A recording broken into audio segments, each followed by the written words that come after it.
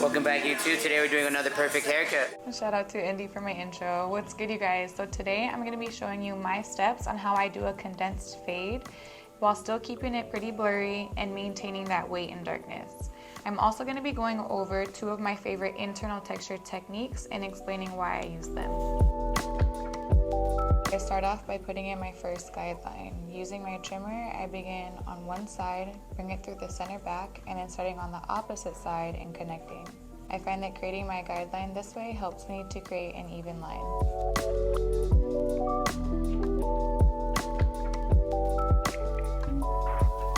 Then I go in with my shaver, making sure I completely bald out the fade up to about 1/4 inch away from the trimmer line.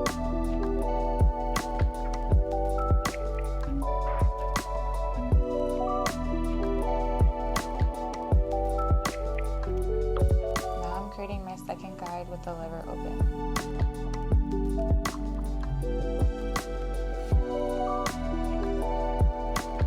And before I blend that out, I need to take down some of the bulk that's in my way.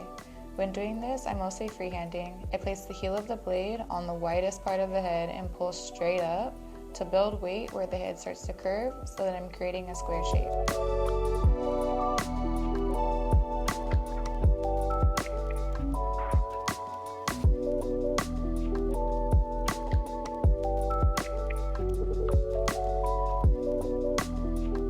That first guideline, I'm slowly closing my lever as I blend down, and then I play with the lever to detail that little section to make sure I have an even contrast.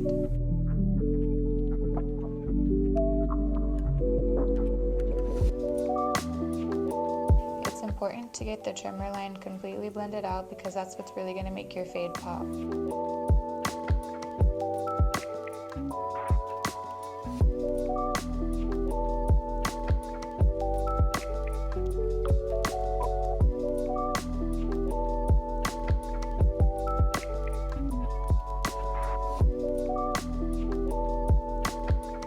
Making another guideline with my one guard.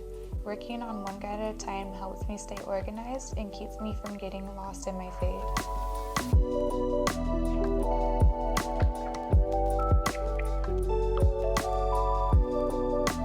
After I set in my guide with the number 1, I blend out my previous line.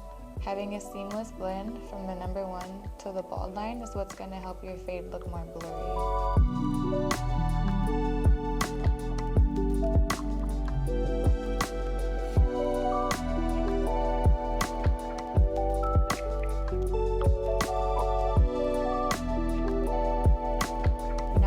Is blending out that next guide. I'm going to start with my number 2 guard, being sure not to create any harsh line, and then descending in guard lengths in order to blend down until that line is gone.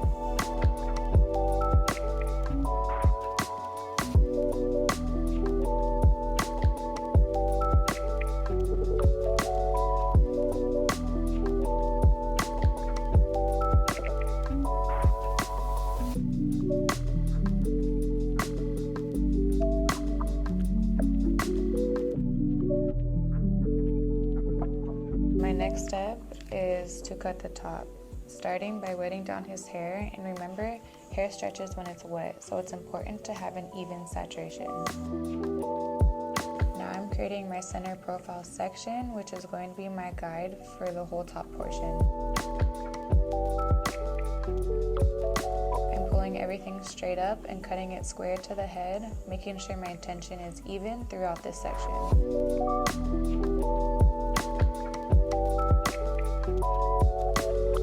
After combing my guide to one side, I take horizontal sections about 1/2 inch apart, pulling everything straight up and cutting it square to the head.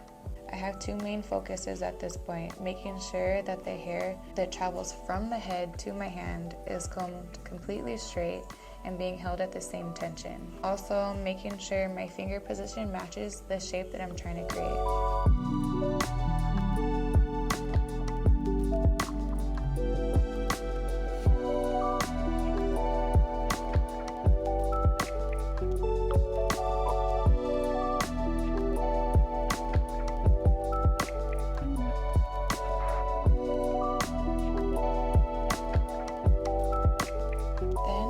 just going to be doing doing the same exact thing on the opposite side.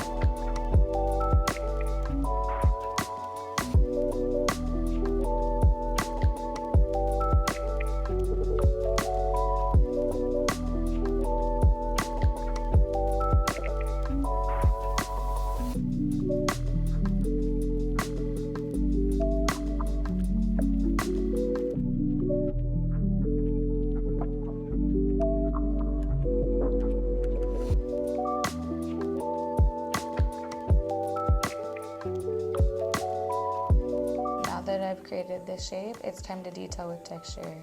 I decided to go with internal texture because of the density of his hair, and my main goal was to add movement.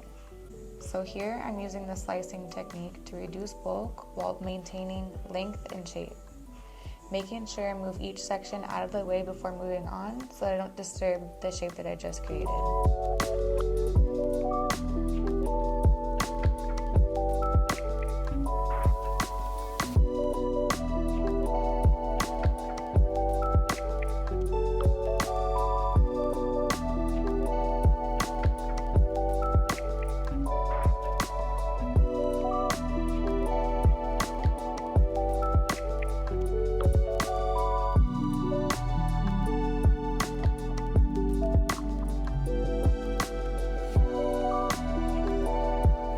Side cutting. This is also going to add movement into the hair by pushing the hair in the direction I would like it to lay.